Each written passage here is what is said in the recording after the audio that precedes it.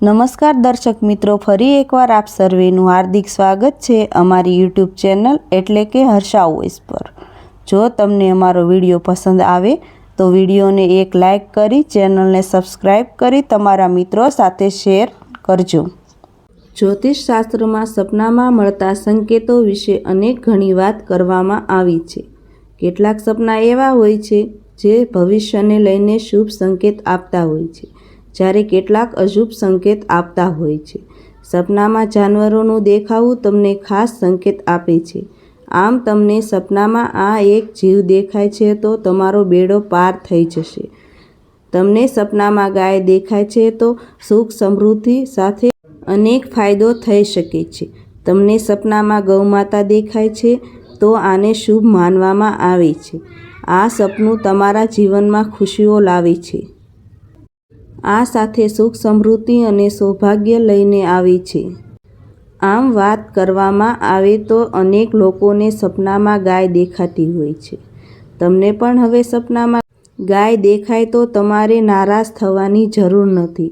તમે આ સપનું જોઈને ખુશ થઈ શકો છો। આ શુભ સપનું જોયા પછી તમારે ઊંઘવું જોઈએ નહીં। આ સપનું જોયા પછી ઊંઘી જાઓ છો તો સપનું નિષ્ફળ જઈ શકે છે। આ માટે સપનામાં ગાય જોયા પછી ઊંઘશો નહીં। તમને ઉઠીને કોઈ પણ કામ કરી શકો છો। આ સાથે ભગવાનની પૂજા પણ કરી શકો છો। આ સપના વિશે તમે કોઈને વાત કરશો નહીં। આ વાત તમે બીજાને કરશો તો એનો પ્રભાવ ઓછો થઈ શકે છે। આ વાત માત્ર ને માત્ર તમારા પૂરતી જ રાખો। સપનામાં તમને ગાય દેખાય છે એક સકારાત્મક સંકેત હોય છે।